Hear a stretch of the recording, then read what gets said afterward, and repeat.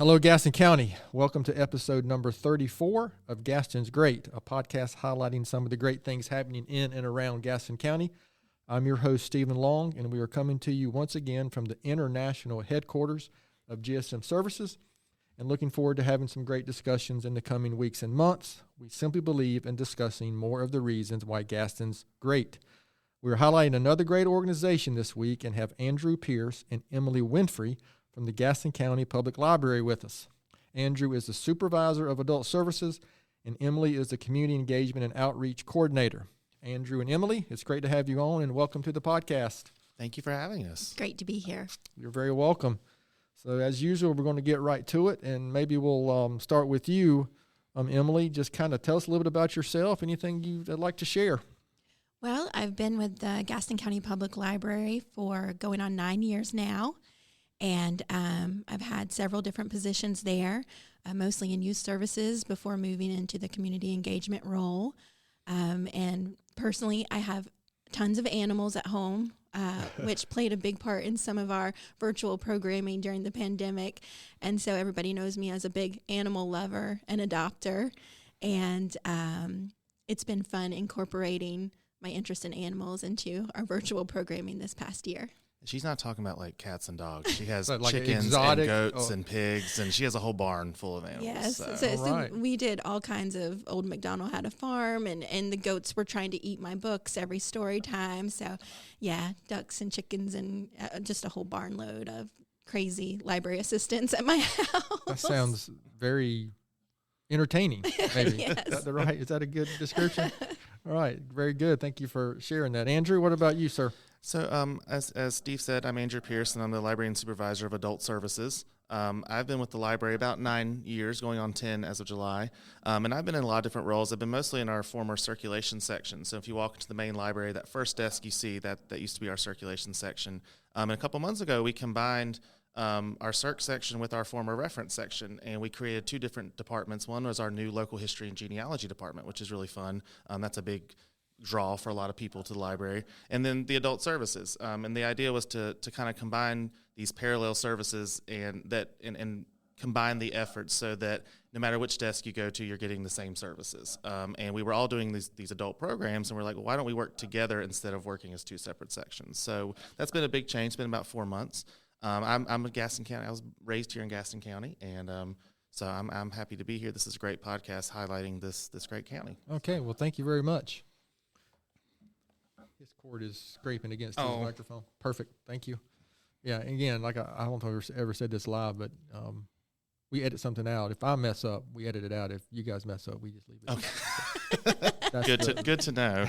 So, Andrew, I'll stick with you. I mean, how did you, I think you just mentioned that you were a Gaston County native. How did you end up with the Gaston County Public Library? Well, when I graduated from Chapel Hill in 2012, I was going to be a lawyer. And I decided I did not want to do that. And I kind of stumbled into it. I grew up in the library. My grandmother was the president of the Friends of Our Library for a long time. Okay. I grew up going to the Lowell branch and then the main library. And so I'll be honest with you, I kind of stumbled into it. Which often happens. It often happens, yeah. And I happen to know that the first two directors I had personally before I worked there. And then I liked it, and I kind of stuck with it, and a couple years ago went and got my master's degree, and now it's home. So, but it's been a great ride, and I'm happy I found it. Well, very good. Yeah. Emily, what about you?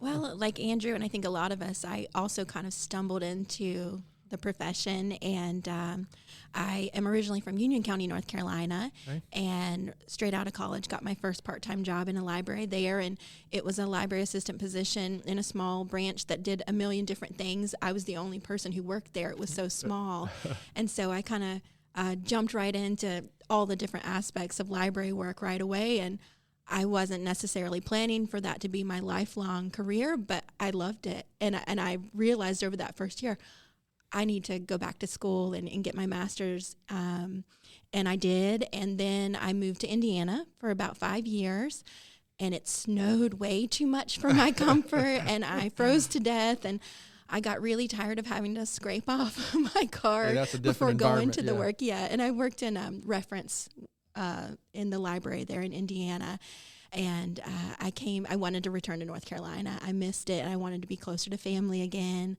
and I wanted to do more public work with the library. I wanted to be more in youth services, more in the programming aspect, in the community field of library work. And a position opened up in Gaston County, and I applied and drove all the way down here from Indiana, and luckily I got it, and I've been here ever since. Oh, well, very good. I appreciate you guys sharing that. So maybe, Emily, I'll stick with you for this next question. And this might not be an appropriate word, but does the library have a mission, or what is it that you're trying to accomplish day to day? I mean, it sounds simple, but I'm sure it's a lot more complicated than my little pea brain can comprehend. Well, we want to provide excellent public service every day, and we want that to be the first thing that we're thinking of as we go about our duties. We have many different duties, but the public service aspect of it and serving our patrons in an effective way is our main priority as we go through our day. And we want to make sure that we're being a vital and inclusive resource for everyone in the community. And we want to make sure that we are connecting the community, being engaged, providing services for all ages. And we want to combine literacy with recreation and online learning. So a lot of times, people think of libraries as just books right. or maybe outdated. They worry, where will libraries be? And we are always on the forefront of thinking of where can we be in the future, and I'm trying to combine all of those services in one. So still really focusing on the literacy aspect, but bringing in that recreation, the social connection, and making sure that our resources are appropriate for our citizens. All right, that's a lot to unpack right there. It's a pretty big statement. Andrew, anything you want to add to that, or did she cover it pretty well? She nailed it. That's pretty. I like it. We had it written down, our purpose statement. I was like, she's going to read it word for word, and you totally you hit everything, but didn't read it word for word, and I love that. So no, that's dedication, right? It's there. dedication. Yeah, I agree with her. And we in the field, we have a hashtag that's Libraries Transform, and that's really 90% of the problems that we have with public libraries are that people don't know what we do. That's so when they figure out what we do, they're like, oh, I didn't know the library did that. Sure. And so I agree with Emily. We're always evolving to try to meet the needs of our community and to keep up with the changing trends and technologies. And I think we do a pretty good job at that. So, Andrew, I'll stick with you to start this next question. What would you describe as maybe, I think the way we word the question is initiatives or programs, or to your point about what are all the things that maybe the library does that someone like me, frankly, might not know about? Well, sure. So one of the things we really started recently is the idea of having more self-service options, especially after the pandemic. That's something people in a lot of environments are looking for. So, for example, we just launched a new application, the My Libro app. This has a lot of great features. You can put things on hold, check your library account. And the best feature is you can actually check out items with it. So you can go to the stacks, pull a book off, whip out your phone, go to the app, and check out the item right there. You don't have to go to a service desk. If you want to go to a service desk and get full service, we're always there. But we like those options for people who are on the go. We also have continued our curbside service. That was something for a long time. The library was closed to the public because of the pandemic. And so the only way we could get books into the hands of people was through curbside. But we have continued that, and you can actually book your curbside appointment on the app as well. And there are actually some new neat features that are coming soon from the app. We just had a meeting this morning, like a chat with the librarian feature. We've also been trying to build new connections. So, for example, we work with the Gaston Workforce Development Board, and we have monthly job fairs. And actually Gaston Sheet Metal often comes to those job fairs. We have been to several, yes. Almost all of them. And that's been a really great initiative because people don't realize, for example, we have a partnership with NC Works as well. We're all about lifelong learning and education and literacy, but we also want to be a part of the economy of Gaston County. And the best way we can do it is providing that space and providing those opportunities and resources for both employers and employees looking for employment and work. We also have been doing some really great things with some positions. So, for example, we transformed one of our page positions. At the main library, we have 5 page positions, and all they do is shelve. We have so much volume at our main library. And one of those positions is now called the Pathfinder position. We have worked with DHHS and is specifically for foster youth to not only provide them job training, but also a mentorship program. And that's been a lot of fun. The first one actually moved on to a different position, but we're hoping to have a new one soon. And then we also have some really cool things coming up. One is that we're having some massive renovations at the main library, and a lot of it's for ADA. capacity issues. We don't have enough bathrooms for the capacity of the building, those kind of things. But we also we've taken the opportunity, we're going to have a new calming and nursing room in our children's area, as well as a bathroom in our children's area. And you don't think about it, but it's a lot of stress if you have 5 kids and one of them has to go to the bathroom and it's in the lobby. They have to pack everything up. And we also have nursing moms, and we have kids with disabilities that there's now a place for them to go in, close the door, and have that time. And then on our 3rd floor, we're adding a podcasting studio, which is cool for our podcast. And you guys, if it's nice, you guys feel free to use it. If you ever want to. I mean, can it be better than this? I don't know. This is great. I don't know. And we're also building 4 study rooms. We've never had study rooms that people can close the door in enclosed space. And you'll be able to book those study rooms through the MyLibra app, which is really great. And then the other thing Susan, our director, wanted us to mention is that we are working right now on something called the Library of Things. So a lot of libraries are not just books anymore, and they're circulating things like cake pans, pressure washers. A lot of these things people can't afford, or they're hard to find, and this kind of evens the playing field and brings another layer of equality of those things that you might need in your life, but you can't necessarily afford to go to Lowe's and buy them. You can soon, hopefully, you'll be able to come to the library and actually check them out for free. Oh, that's interesting. Just clean the pans, please, before you return them. That's all we ask. So that's just a few. I know, and Emily won't probably want to speak on this, but we also have really worked a lot on new partnerships. And this new position that we created specifically for Emily is a big part of that. So if you wanted to talk a little bit about some of the partnerships. Yeah, absolutely. We've always been a library focused on partnerships and community outreach and forming those relationships with other organizations and citizens in the community. But we never had a position dedicated to it. And I was really excited when I had the opportunity to take on this position this year, because my whole focus is going out into the community, bringing our library services out of our walls to where the people are, and making sure I'm spreading the word about what libraries do, because as Andrew said earlier, that's one of our biggest hurdles is people just don't realize all that we offer. And so we've got to make sure that we're out there spreading the word about what we do and making sure that what we're offering is what our community needs. So speaking to the members of our community directly and making those partnerships so that, if there's a festival going on, the library can be there. We can give out library cards on the spot. So if people have not been getting a library card just because they haven't had time to stop in the library, they can go ahead and get that card while they're getting, at the Health and Human Services, or while they're at a festival watching a performer. They can grab a library card while they're there. So we're trying to make it really easy to access our services. And as Andrew mentioned, with all of the great new digital apps and services that we're providing, it's more accessible all the time. So we've had the pleasure of getting to make these new partnerships. And in the past, because there wasn't a full-time position dedicated to it, we worked it into our schedule, and it was sometimes hard to maintain those partnerships. And now it's my sole focus. Okay, that's so great. It's easy to kind of expand on that all the time. So that leads to another question. What is required for somebody to get a library card? So as long as you live, work, own property, or go to school in Gaston County, the library card is free. And we also have the WOW card program, so all public school students as well as Gaston Day and Piedmont Charter students get a WOW card when they walk through the door, and that gives them access to all the digital services for free. But yeah, and then even if you don't live in Gaston County, we have a lot of people who, let's say, live in Cleveland County and they travel to Charlotte, and this is the best place to stop for their library books. It's a $10 out-of-county fee once a year. That's it. Okay. And we also have a reciprocal lending agreement. So if you have a Lincoln County library card or a Mooney Memorial card, which is the Kings Mountain Library, you can get a Gaston County Public Library card for free. So so literally have to go to the main branch to get a card, or can you do it online, or is that a bad question that I just let out of the bag now? No. You can start your online. You can go ahead and fill it out. To get your physical library card, you do need to stop at one of our locations. But luckily, we have 10 locations located throughout the county. All over, Cherryville, Bessemer City to Belmont, Mount Holly, east and west, and then of course the main library. And as Emily said, if you we're now going to all these festivals and fairs, so all the big community events, you're probably going to see someone from the library there, and they can get you a card. Mm-hmm. Yeah, convenience will typically lead to more people having library cards, or better, to your point about access, right? Yeah. And some people just aren't going to travel to the library. And you answered another question is, I knew there were a lot of branches, but I don't think I knew there were 10. 10 locations, yeah.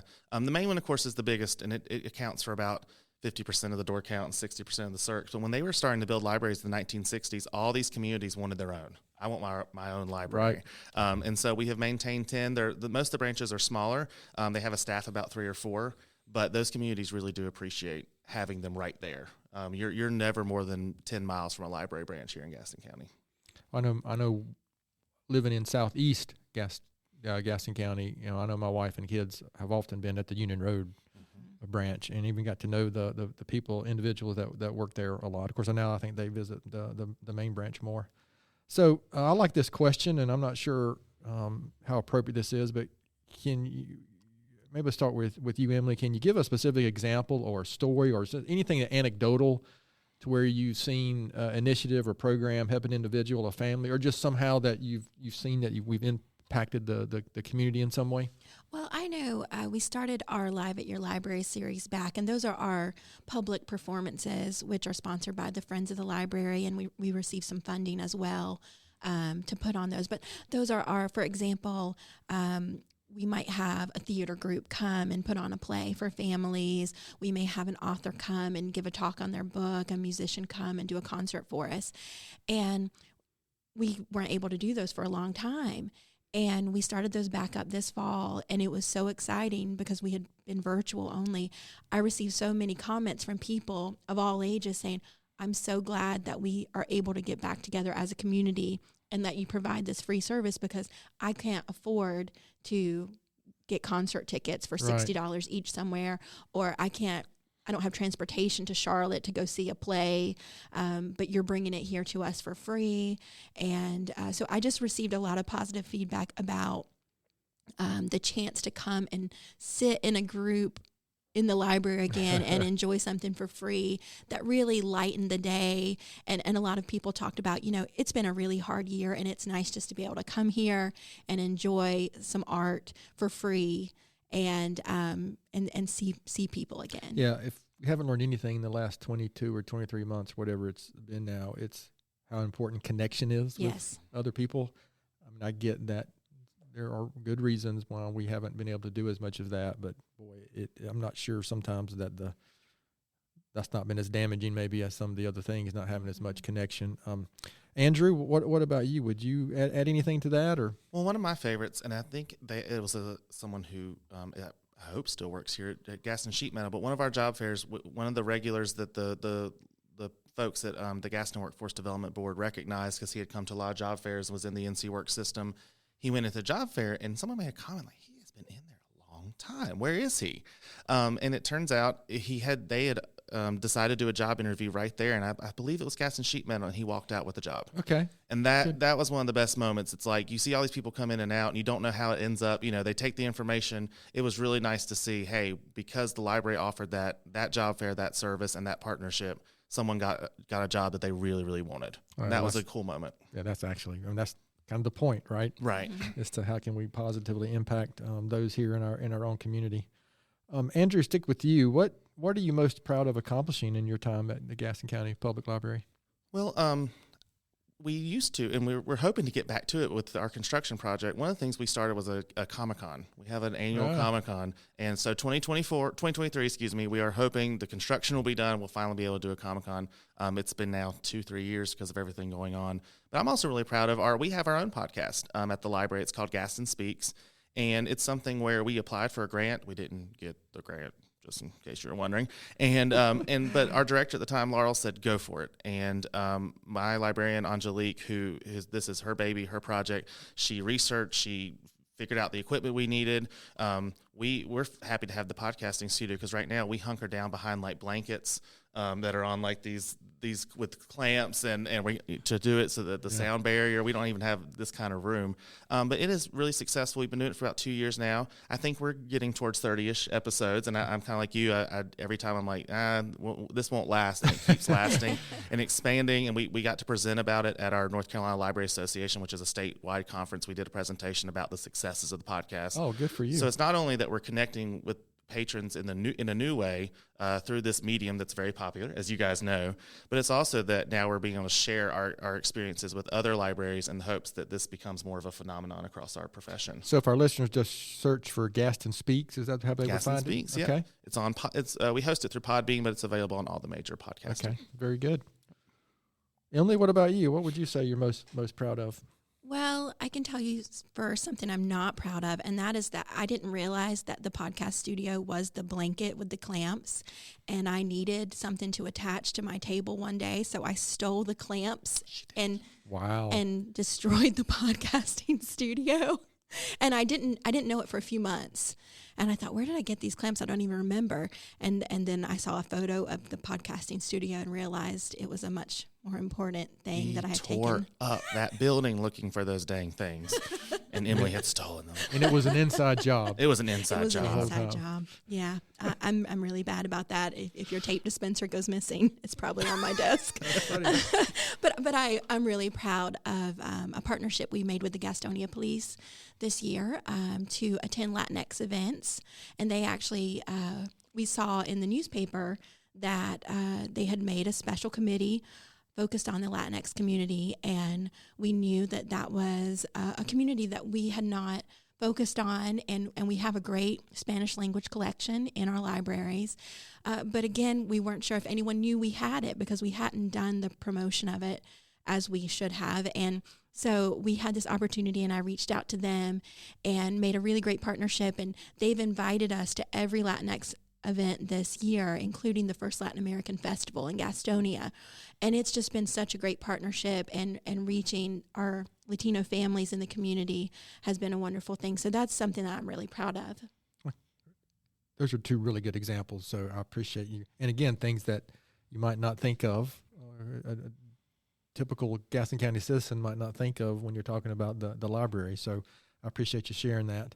This is a podcast about why Gaston County is such a great place, and you've already shared a lot of reasons, but I'll ask this question anyway. And Emily, maybe we'll start with you on this one. Why is Gaston County better because of the Gaston County Public Library? Well, I think that we help to build relationships among people. You see people come into our libraries from birth up, and we really see people aging as we work there and accessing new services, needing new things. And so I think we can really be a presence lifelong for people, and no matter what stage they're in, they can come to us and we can help them with where they're at, what they need, whether it's social interaction, whether it's early literacy skills or jobs. We're there for everything, and we're always open to suggestions. So I think we can really help people no matter what stage they're in. And I think that's a really good thing because we don't have as many places like that anymore where you can just come in without expectation. Everything that we offer is free. You don't have to participate in anything to be in the library. You can just come and be in the library. You don't have to necessarily attend a program or check out a book. You can just come and be there. And we like that we can offer that for all ages. All right, that's a really good answer. You got anything to just follow that up? I know. She stole my thunder. I do love that they keep getting older, but we stay the same age. Isn't that great? I've been 29 forever. We also provide resources that just not a lot of places provide. It's hard to go to a place and find free Wi-Fi you can find, but find an actual place where you can go to a public computer if you don't own a computer and pay your bills and apply for jobs and print your kids' schoolwork and all these different things that are now required via a computer. And during the pandemic, I think that was probably where people hurt the most by not having us open. It's not having that access. That's a great point. And just the resources that we provide. We have so many informational and cultural and recreational resources that otherwise you would have to pay a lot of money. And actually, if you when you check out, you get a printed receipt, it shows you how much you've saved during that particular transaction and how much you have saved like over the course of your lifetime by using the library instead of purchasing whatever that book or that DVD that you checked out. And I think with mine, I'm over it's ridiculous. It's like $15,000 or something. Oh, I don't doubt it. Yeah. And so that I think that's a really good way to show people that if you didn't have the library, you probably would not be able to access these resources. And there's no other place in Gaston County that you can do that really. Yeah, that's really good. What Andrew, stay with you. What do you envision the organization looking like in 5 to 10 years? Well, I think that this movement towards some of the self-service, I think we're going to see more of that. People, again, you'll always have access to full service. I think a lot of our folks, particularly our elderly, our senior citizens, they like coming in and interacting with the librarians. They get to know us. They bring us gifts at Christmas. You know, we're like their nieces and nephews, and we will always have that. But I think the self-service options, again, I think the pandemic sped up a lot of the need for that. But so that we're more convenient. I think you used that word, Steve, more convenient for people.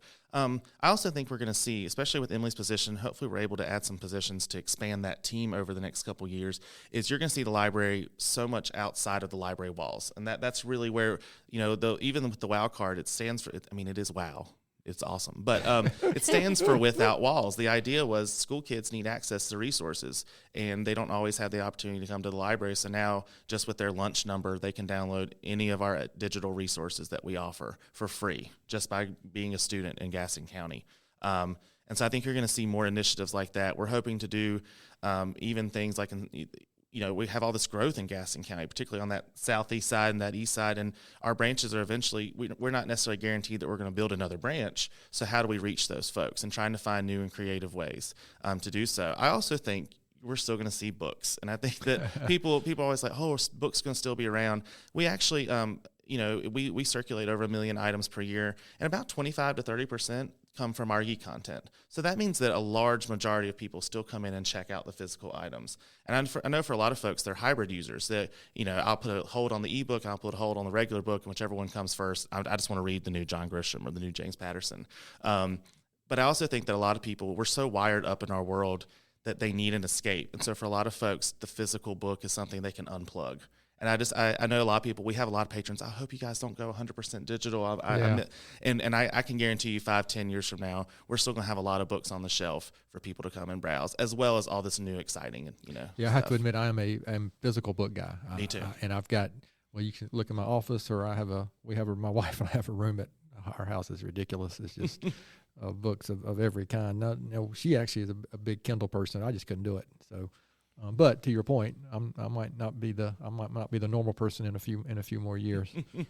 Emily, what about you? Anything you would say differently in 5 to 10 years? I agree with Andrew completely. Never happens. I was going to say that look. There's no video here, but the look across the table was like, I'm really. Emily's like, am I really going to say this? I think. We'll both still look 29 in 5 to 10 years, ageless. I'm sure. And I'd hope so. But I agree about that the need for hybrid materials, and right. and we added STEAM kits in recently, which are sort of that hybrid approach to literacy where they're geared at kids, but they have a book. For example, a yoga STEAM kit might have a book, but it might also have a block that you shake and it gives you the yoga move that you do, and it might have something digital that you can go on the internet and look at to help you do yoga. So I can see us adding in more kits and more things that have all of those different print materials, digital materials, physical materials all in one, to have that full approach. All right. That's very good. So anything I haven't asked that I should have, or anything else you'd like to share about the library? Let me look at before we move on. I think we covered it. Just the ones that we had wanted to, yeah. And again, without video, Andrew has like 22 pages of technically notes over there. Yeah, this is from the meeting we came, but no, yeah, we did try to, and I even went to our director. I was like, okay, what do you want me to talk about? I think we hit everything. I think she'll be very happy about that. So I'm good. All right, well, very good. Well, listen, we're gonna we'll swing back around before we finish to talk about how can people get more involved, what do they need to do. But we have a round of questions that I'm sure your families and your coworkers, this is really what they're going to want to know and hear from you guys. And we change the name of it every episode. So this week we're going to call it, this is the Not Indiana round of questions. Okay. So with no Indiana involved, we're going to start with you, Emily. What is your favorite Tony's ice cream flavor? Grape. Grape. All the way. That has been a multiple answer. You too? That's mine. Yep. We've never had a double heaping of grape as the answer. And so see? Grape mines. Yep. That was cheesy. Wow. That was bad. Elizabeth with the good timing. That was awesome. That was perfect. That one. That sounds like something we might have on our own hold here at GSM. So after that, I'm going to stick with you, Andrew. Sun drop or cheerwine? Cheerwine. Yep. Emily? Sun drop. All right. So a disagreement here. Favorite local restaurant, Emily? Peterbilt. Absolutely. Peterbilt's Great service, great food. Yeah, it's excellent. I every Friday night, I don't know why, but I guess I got stuck in a rut, but I get takeout from Mayworth's in Cramerton. It's a great place, good burgers, nice staff. So it's also a neat little downtown area. If you've never been there, they have the Goat Island Park. Yeah, that's great. Yep. You could, and there's a lot of, you could spend basically a whole day out there doing different things, and you'll get to eat a couple meals. It's really good. How about favorite outdoor activity in Gaston County, Andrew? This one was rough for me because I prefer the in of doors instead of the out of doors. But no, I do love Crowder's Mountain. I think that's a really great natural resource here in Gaston County. It's fun to go up there and hike. And I think at one point it might still be the most visited state park in North Carolina. It might be, but yeah, that's a popular answer, and you're correct. It's a great, unique thing here that we have in Gaston County. I love Rankin Lake Park. Rankin Lake's great. Yes. Yep. I like walking around the lake, and I like being able to rent out the boats and everything. It's really fun there. Very good. So, again, this is a question that I just came up with myself, and I answer, and I may skip Andrew on this one. But so I'll start with you, Emily, because I don't think I got any pre-information from you on this one. I'll try to listen as we're talking about yourselves. But UNC Duke or NC State? I'm a terrible North Carolinian because I have no preference, but because Andrew is giving me those eyes across from me on this table, I'm going to say UNC all the way. Absolutely. That's the right answer. Sorry, Steve. There's some crickets or something over there on the board at the bottom left. Okay. So where did you go to college? You mentioned earlier. I went to Wingate University. Okay. Very good. Yeah. Drove right there near there yesterday coming back from the coast. Andrew, I'll go ahead and ask. I am a proud graduate of the University of North Carolina, so go Heels. So. This might be the part we edit out. Have we actually had both guests say UNC before? Wow. Well, he drove me here, and I have to return it's to a the long library. walk otherwise. So. All right, Andrew, stay with you. What is something very few people know about you? Well, most people who meet me think I'm, a little off, because I'm loud. Because you went to UNC? Yeah, no, but because I'm loud. I like to talk a lot. I'm kind of boisterous, but I actually have an introverted side. And when I say that, people are like, no, you don't. But when I tell folks I love being with people. I'm in the wrong profession if I don't like being with people. But when I go home, I'd like to decompress and I like to be quiet. And a lot of people don't know that. So I'm actually an extroverted introvert, whereas most people think I'm just a full-blown extrovert. So that's not, a lot of people don't know that. They don't believe me, and even I can just imagine when they hear this, they're gonna be like, "Nope, yeah." She's shaking her head. Emily is shaking her head to the negative. But hey, you be you on the podcast. You say whatever you like, as long as it's remember that this is a relatively family-friendly podcast. Emily, what about you? Well, I do a lot of story time in my former life as a youth services librarian. I did story time, and in outreach, I do lots of story time. And I think people would be surprised to know that as a child, I couldn't attend story time because I was so nervous that I might get called on, that I threw up every time I went to the library. Oh, gosh. So my 6-year-old self would be really surprised to know that not only do I attend story time now, but I actually do story time and lead story time. So this actually may explain why you work at the library, to overcome your previous issues. Yeah, that's probably one I didn't expect. Yeah, me neither. It was kind of a. I've known you 9 years, and I never knew that. The library, as a child, library was so terrifying. My mom would bring my sister and me, especially during summer reading, and my sister would sit through the story time, and about 2 minutes in, my mom would have to carry me out because I was having a panic attack. Yeah. So I've overcome my fears. Well, there you go. Gaston County Library staff, you heard it first right here, or maybe they already knew that. So this question is might be an unfair question for the two of you, but I will ask it anyway. Do you have, Emily, a book that you would recommend? I think we actually worded it as a book blog, article, anything that you follow, but something that you might be worth sharing with our listeners? Well, recently I was traveling over the holidays, and so I'm usually a physical book reader myself, but I wanted something to listen to. So I listened to Dolly Parton's book, Storyteller. Okay. And it was like, I listened to it through a Playaway, which kind of works like an MP3 player, and you use earbuds and you can listen to it, something that you can check out from our library. And so I listened to it, and it was as if Dolly was just whispering in my ear the whole travel, and it made the traveling experience so easy, and was full of life lessons. And it was one of those experiences I had where normally I don't really like to listen to audiobooks, but hers was the perfect one to choose. Oh, well, that's interesting. That's good to hear. Appreciate you sharing that. Well, I'm going to use this as a shameless plug, but we also have a blog at the library called Off the Shelf. It's gastonlibrary.blogspot.com. So it's a new thing, so there's not too much content on there, but we are trying to get into the blogging world.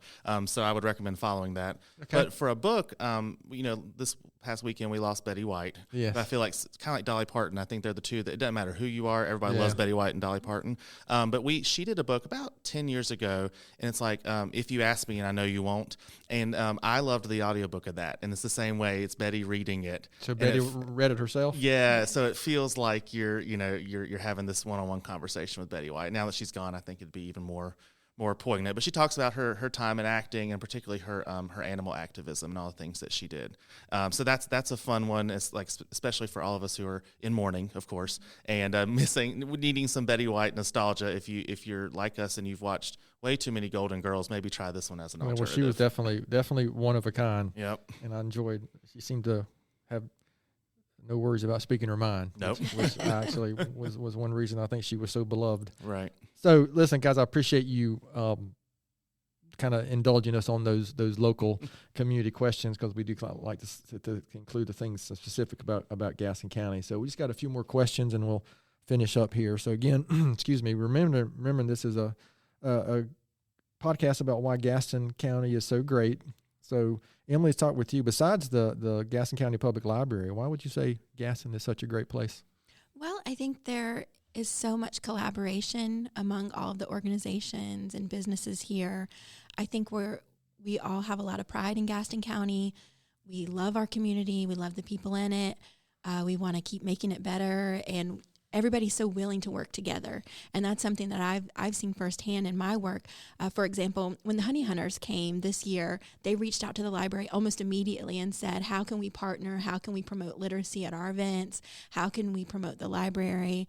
How can we really make this family friendly? And we've had so many groups come to us, and we've been able to go to other groups, but there's just such a great need for us all to build each other up. And it's really good to see all of the organizations coming together and talking about what works, helping each other out, making sure that everything that we're doing in Gaston County is beneficial. And that's really good. Appreciate that. Andrew, what about you, sir? I agree. We've made we have great partners. If you've not been to our Gaston County Museum of Art and History in Dallas, Jason Luker, those folks are awesome. They're great to work with. We actually have a new position it's an internship that's been funded by a grant that's going to work at both the library and the museum to help digitize historical records. So that's a great partnership. It's a really, really neat way to learn about Gaston County history. We have a great senior center. We have an employee who goes out and does tech talks for the seniors every month. That's a great partnership. So if you're a senior citizen, you're looking for some really great things to do, the library and the senior center are great. And then we've really created a great partnership with the city of Gastonia. And we're going to start, when's the Gaston Max Festival? It's Saturday, March 26th from 2 to 7. So it is a Gaston County Multicultural Arts Experience, MAX Max. And it is a partnership between the Friends of the Library, the Gaston County Public Library, and the city of Gastonia. And it is to celebrate our local culture here in Gaston County. And to celebrate local authors, local musicians, and this is just something that's been festering for years in a good way. Festering is a bad word to use. It's been bubbling under the surface that still sounds bad. Blooming. That's the word, blooming under the. And with the pandemic last year, we did a virtual, but we're hoping to do it in the Rotary Pavilion downtown this year. So like Emily said, creating all the we have so many organizations and we all want to work together. I think for a long time, Gaston County's kind of people have, you see some of those memes and things that are not nice. I grew up here in Gaston County. I love this place. I'm so happy to see it thriving out of the post-mill culture, Yes. To be a part of this greater Charlotte area. But we have our own unique history and our own unique culture, and I think it's really great that we have all these organizations that are coming together to celebrate that. Yeah, and again, Charlotte is the gateway to Gastonia. The Gastonia, that's right. All right. That's right. So, again, I appreciate you sharing that. And those were actually a couple of unique answers. I don't think we've had anyone really go down that collaboration road and talk about some of the things that really are going on and why. And, again, good reasons why Gaston is such a great place. So we're going to finish off here. And if you can look back a few years, I know it sounds like for both of you it's just 9 years ago is what I'm hearing. So if you could just look back on what you know now, what advice would you give your 20-year-old self, Andrew? Wow. Most of it would be don't do certain things. No, what I would say is I went to Carolina and I had this goal of what I was going to be. You don't know what you're going to be when you're 20 years old. Yes, yep, Nobody does. Point. I at 20 years old, I would have never thought I would be a librarian. You look back now, you think, well, I grew up in the library, I had all these connections. I started volunteering for the Friends at the book sale, which we're having one in April. We don't know the dates yet, but we are having one this year. But when I was like 11, and so it's like, well, duh. Of course I was going to end up at the library, but you really don't know when you're 20 years old. You're either, you're out of an associate's program or you're in the middle of college or you're 2 years out of high school in some sort of job, and no one knows the answers at that point. So that's what I would tell folks. And also give yourself time. Like, so if you go, like I got a bachelor's degree, and I had someone tell me, don't rush into like a master's degree program. Don't rush into whatever the next step is. Take the time. And it's the best advice I've ever heard, because I would have not chosen an MLS program. Take the time, figure out what you want to do. And so it does usually work out. You usually find your passion somewhere along the way. Well, thank you for sharing that. That's great advice. Emily, what about you? Well, I definitely agree with Andrew. I think, a lot of times where your happiness is doesn't always present itself right away. And I went through lots of phases growing up of different things I wanted to be. And being a librarian, I'm able to do all of those things that I thought I wanted to do. You get to do so many different things, and maybe that's not something I would have realized growing up and going into libraries or running out of them as I did more often. But I think just being kind to yourself and knowing the first option may not work out, or it may not be a good fit for you, and just to keep looking and keep being inspired. Oh, that's really good. Thank you for sharing that. So, guys, this has really been terrific. So the real thing we want to get our listeners, where can they go to learn more about the library, get involved, contact you guys directly? Any events? I think you've mentioned a couple that are coming up, but just anything you want to share, kind of just to finish off, so our listeners can know how they might be able to help. So our website is gastonlibrary.org. On there you can actually find all the information really that you need to, but you can find our calendar of events. All 10 of our locations have weekly programs for all ages, and they're always free. So if you're looking for something to do, this is a great place to visit. And like I said, download our new app, My Libro. That's a really great way for you to connect, and it actually connects now to some of even our digital services all in one app. So it's a really kind of catch-all. And then we have a great social media presence. So find us on Facebook, and then we have a GCPL_online and GCPL_teens. Those are our Instagram accounts. I have a young person employee who's good with the social media, and she's done a really great job of our Instagram reach between 2020 and 2021 went up like 12,000% because of the stuff that she's been doing. We have a young person here as well. Resident young person, yes. Yeah, you have to lean on them, because I'm like, I don't know what to do. Exactly. And for a while, I was the designated Instagram person. It did not go well. Those posts are forever, unfortunately. That's a different world for it me. Is, yeah. I didn't grow up with it. So we have all those different social media accounts, and that we post about events, we post about really cool displays that we're doing, and just some fun stuff. So that's a great way to keep up with what's going on at the library. Very good. Thank you. Anything else? Any last words of wisdom, or Emily, anything you'd like to share related to that? Or I would suggest that people get involved with the Friends. Okay. Our Friends organization, they do so much for the library behind the scenes. They help it. We couldn't do our programming without them. We could not fund our needs without them, without their book sale. And so they are great supporters of the library, and they are a great organization to get involved with for people who want to be more on the decision-making process and support the library in a different way. It is $10 a year, and you get a $5 book sale coupon with your membership. So really, it's $5 a year, and that $5 goes a long way. So to help the library. All right. Well, very good. Well, you heard it here, how you can get involved and how you can help out the library. And I'll just make one quick comment. The library is probably similar to some of the other organizations we've had on, and especially for myself growing up here. It's kind of one of those things you almost take for granted when you grow up here. I actually, in junior high, my family moved to the very first house on the right on Churchill Drive. Oh, wow. So I walked to Greer Junior High through the library parking lot every day and spent so much time there. But again, I think kind of like maybe the Shield Museum or Crowder's Mountain or any of these other things that we're just, because we grew up here, we just like, well, what do you mean? It's Crowder's Mountain.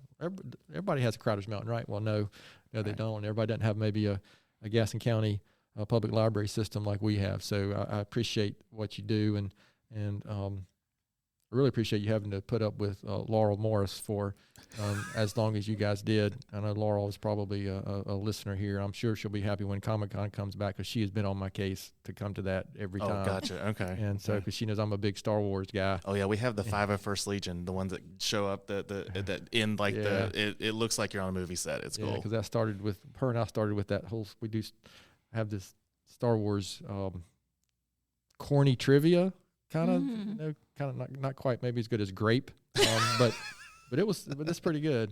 And so anyway, something again, I appreciate your time, guys. Something that I do at the end of every podcast is my own book recommendation and maybe a quote or thought of the week. And I'm going back to a classic, what I would call maybe a classic personal development type book that I read. Gosh, I probably first read this one maybe 15 years ago or longer, by Marshall Goldsmith, called "What Got You Here Won't Get You There." It's he's got some good material, but that's a really good, classic book about how to maybe make some changes in habits and kind of be better and go through change as time goes by. And my quote of the week is going to be kind of themed for the new year starting, because we're recording this. It's not going to be released the first week of the year, but we're recording this the week after New Year's. And it's from Maria Robinson, who said, "Nobody can go back and start a new beginning, but anyone can start today and make a new ending." So sometimes you got to learn from the past and not dwell on it, but you can always start today. I think there's another one kind of related that I don't remember who said this, but the best day to plant a tree was 20 years ago, and the next best day is today. Mm-hmm. So you can always kind of look forward. So to our listeners out there, thanks so much for taking the time to listen to today's episode. Please spread the word if you can about the podcast, and please don't hesitate to contact us here at our email address, which is podcast@gastonsgreat.com. We're always looking for suggestions for future podcast topics and guests. You can find the podcast and subscribe at our website, gastonsgreat.com, or anywhere you listen to podcasts. Please also follow us on all our social media platforms. And apparently, according to Elizabeth, give us a good 5-star rating. Helps the podcast get noticed. If it's less than a 5-star rating, please don't rate us at all. Thanks again to Emily and Andrew for being our guests today. Gaston's Great is produced and brought to you by Amy Anderson and Elizabeth King from GSM Services, and edited here locally by the Sumner Group. I'm your host, Stephen Long. Thanks again for hanging out with us, and please keep coming back to hear more reasons why Gaston's great.